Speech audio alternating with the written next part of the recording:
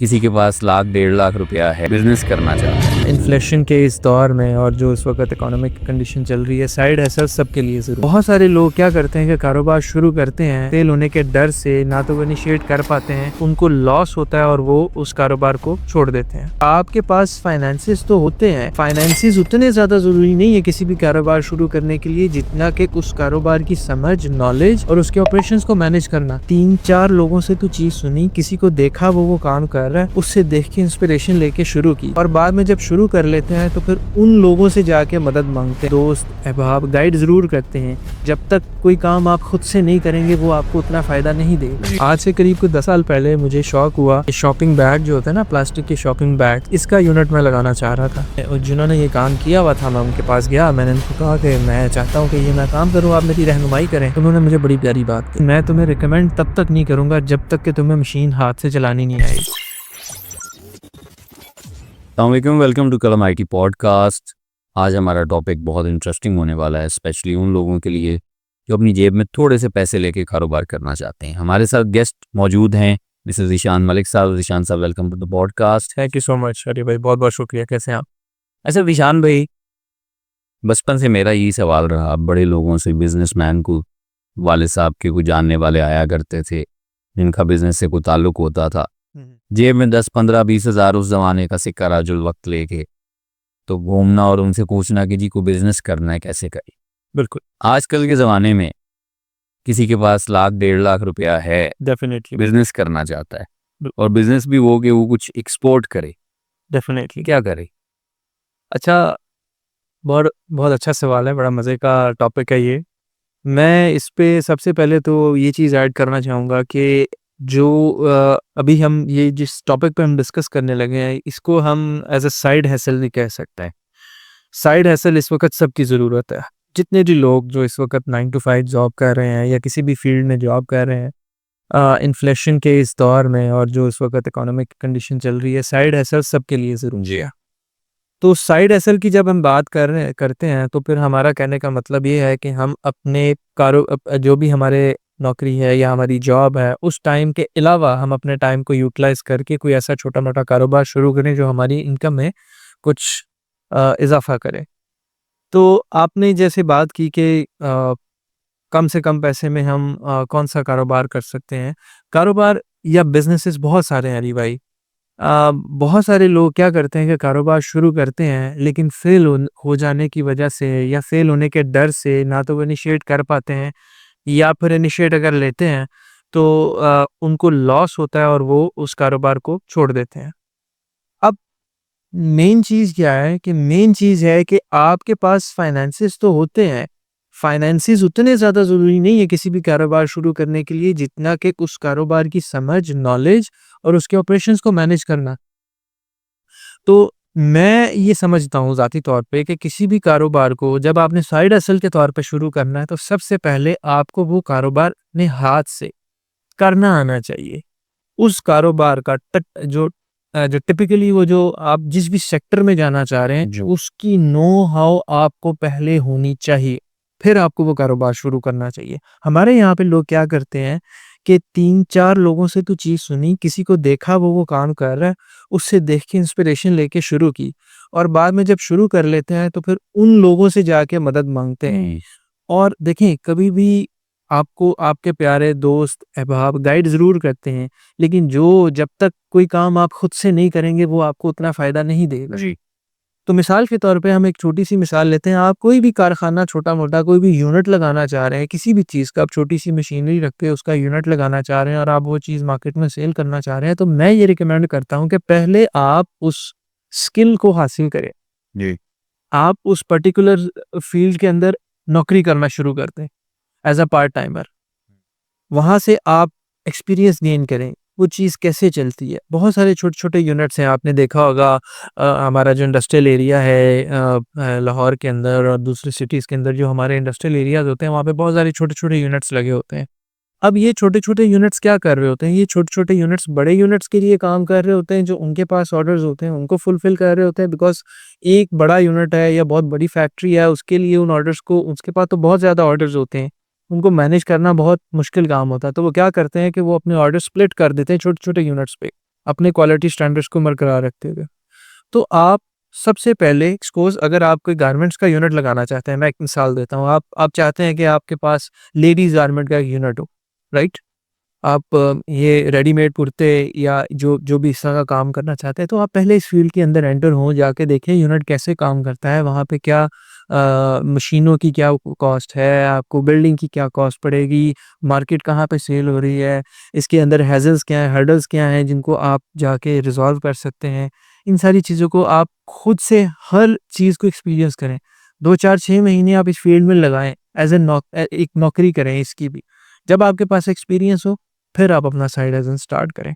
इसी के साथ-साथ बहुत सारे यूनिट्स आजकल छोटे-छोटे चल रहे हैं, जैसे हमने रिसेंटली एक सोशल मीडिया भी देखा है कि घर की हाउसहोल्ड्स के कुछ प्रोडक्ट्स हैं, जैसे कि आप ब देखते होंगे कि ये बर्तन वॉश करने वाले जो स्पंज होते हैं, जी, जी। ये बहुत यूज़फुल आइटम है। अब देखिए ये आइटम क्या है? ये एक वो आइटम है जो यूज़ होती है, कंज़्यूम होती है। कंज़्यूम होने के बाद इसकी लाइफ़ ख़त्म होती है और हमें इसकी दोबारा ज़रूरत पड़ती है। जी। दैट मीन्स कि ये एक बड़ा पोटेंशियल प्रोडक्ट है। ये आप इसको लगाने के लिए आप यूनिट अपनी घर की बैठक में भी लगा सकते हैं। किसी 2-4 हज़ार रुपए की दुकान किराए के ऊपर लेकर भी लगा सकते हैं। अब बाया आपने क्या करना है? इसके लिए प्रोडक्ट क्या है? एक मशीन चाहिए, साथ में फ़ोम चाहिए आपको, राइट? तो वो आप लेकिन इसको शुरू करने से पहले भाई इसको पहले सीखें। मैं ये रिकमेंड करूँगा कि आप किसी भी ऐसे यूनिट के पास जाएँ, उससे कहेंगे भाई मुझे नौकरी दे वो।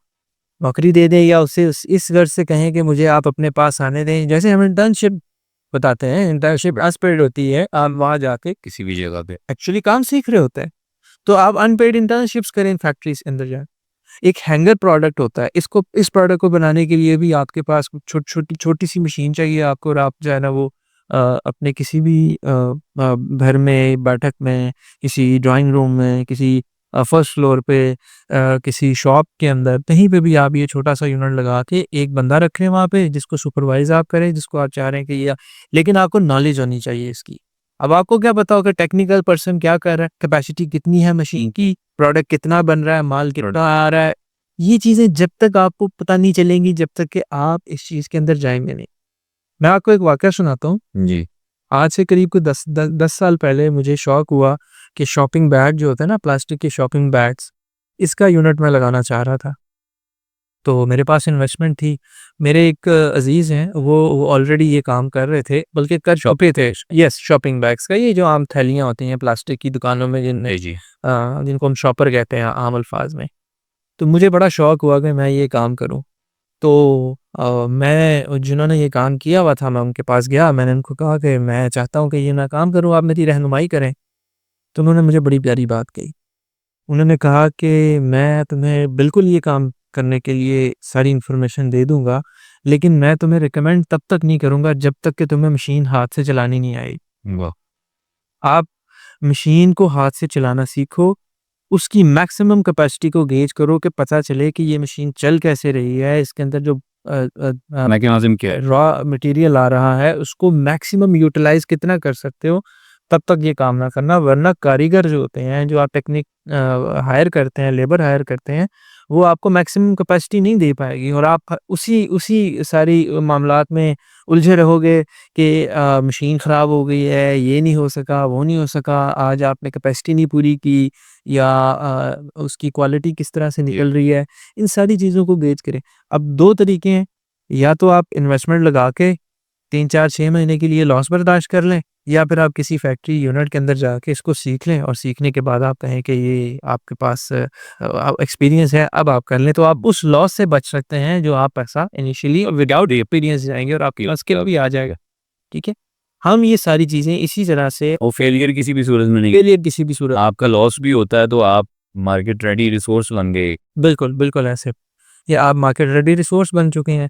अल्लाह ना करे किसी भी वक़्त पे आपकी नौकरी को कोई मसला मसाइल ख़तरा होता है बिकॉज़ कॉर्पोरेट सेक्टर में आपकी जो जॉब होती है वो सिक्योर उस तरह से नहीं होती। सो आपके पास एक ऑलरेडी एक स्किल है। इसी तरह आप स्किल के ऊपर स्किल लें। फिर आप सबको छोटे-छोटे लेवल के ऊपर एक्सपीरियंस करें। जहाँ पे आपको लगे कि ये बिज़नेस ज़्यादा प्रॉफ़िटेबल है, उसके ऊपर आप जो है ना वो अपना फ़ोकस करें। इसके साथ-साथ हम जैसे हमारे जितने भी आजकल की यूथ हैं हम उनको बहुत ज़्यादा मोटिवेट कर रहे हैं आईटी स्किल्स सीखने के लिए। सो मैं ये बहुत ज़्यादा रिकमेंड करूँगा लोगों को कि अगर आप अभी अपनी अर्ली स्टेजेस पे हैं, तो आप जितने भी आईटी के स्किल्स हैं, जो भी आपको इंटरेस्टेड लगता है या इंटरेस्टिंग लगता है, उसको आप ऑप्ट इन कर लें। अब इस वक़्त आप बहुत ज़्यादा चीज़ें हैं जिनको आप कर सकते हैं, जैसा कि आप ग्राफ़िक डिज़ाइनिंग सीख सकते हैं, आप वीडियो एडिटिंग सीख सकते हैं, आप वेब डेवलपमेंट कोडिंग सीख सकते हैं, इसके साथ-साथ आप सॉफ्टवेयर क्वालिटी एश्योरेंस के स्किल्स को सीख सकते हैं। बहुत सारी ऐसी कंपनीज़ हैं जो ऑनलाइन या वर्क फ्रॉम होम की फैसिलिटी प्रोवाइड करती हैं। इसके साथ-साथ बहुत सारे ऐसे स्किल्स हैं जैसे कि आप डिजिटल मार्केटिंग सीख सकते हैं। पेड प्रमोशन के लिए जो कैम्पेन्स रन की जाती हैं, उनकी स्किल्स को लर्न कर सकते हैं, जिनको हम परफॉर्मेंस मार्केटिंग कहते हैं। ईबे के अकाउंट्स को करना सीख सकते हैं। ईबे के ऊपर ड्रॉप शिपिंग आप कर सकते हैं। अमेज़न के ऊपर ड्रॉप शिपिंग सीख सकते हैं। ये वो काम है जिनके ऊपर आपको इन्वेस्टमेंट नहीं चाहिए। ये वो काम है जो आप अपने घर में बैठ के अपने लैपटॉप के ऊपर कर सकते हैं और बहुत अच्छी इनकम अर्न कर सकते हैं। यूट्यूब भरा पड़ा है, बहुत सारे लोग हैं जो काम कर रहे हैं और वो आपको फ्री ये स्किल्स सिखाने के लिए तैयार हैं। इसके साथ-साथ टिकटॉक शॉप है आजकल बहुत इन है, इसमें आप ड्रॉप शिपिंग कर सकते हैं, आप प्राइवेट लेबल कर सकते हैं। जो सबसे ज़्यादा मैं जो जिस चीज़ को रिकमेंड करता हूँ वो है अमेज़न और ईबे की ड्रॉप शिपिंग। उसकी क्या रीज़न है? इसमें आपके पास इन्वेस्टमेंट जो है वो आपको इतनी ज़्यादा नहीं चाहिए होती। आप मिनिमम इन्वेस्टमेंट से ये काम शुरू कर सकते हैं। इसके लिए सिर्फ़ आपको स्किल्स रिक्वायर्ड हैं जो कि आपको ऑनलाइन सीखने हैं, किसी भी अच्छे इंस्टीट्यूट से आप सीख सकते हैं, यूट्यूब से सीख सकते हैं। बहुत यूट्यूब भरा पड़ा है आपके पास ट्यूटोरियल से। और मज़े की बात ये है कि इसमें आप डॉलर्स में अर्न कर सकते हैं और इसकी कोई लिमिट नहीं है। अगर आपका काम अच्छा चल जाता है, आप करते हैं तो ये अनलिमिटेड होता है, no one can stop you. लेकिन उसके लिए कुछ छोटी-छोटी चीज़ें हैं, जैसे आपको एक रजिस्टर्ड अपना बिज़नेस करना पड़ेगा यूएस के अंदर, और ये हम और फॉर्मेलिटीज़ एग्ज़ैक्टली, और ये हम ऑलरेडी डिस्कस भी कर चुके हैं। क्या विषय? मैं आपसे रिक्वेस्ट करूँगा कि इसको डिटेल में डिस्कस करें ताकि हम ईबे ड्रॉप शिपिंग और अमेज़न की ड्रॉप शिपिंग जो है हम उसको डिस्कस करें, और उसमें हम ये ज़रूर डिस्कस करेंगे कि किस तरह से आप इन स्किल्स को सीख कर चाहिए। किन स्टेप्स को आप ऑप्ट इन करके अमेज़न और ईबे की ड्रॉप शिपिंग कर सकते परफेक्ट, परफेक्ट। आई थिंक आपकी यूएस शिफ्ट का टाइम भी स्टार्ट हो गया है। जी, thank you for your time and thank you for watching audience. इसको कंटिन्यू करेंगे इंशाल्लाह अगले पॉडकास्ट में हम। Thank you for your time.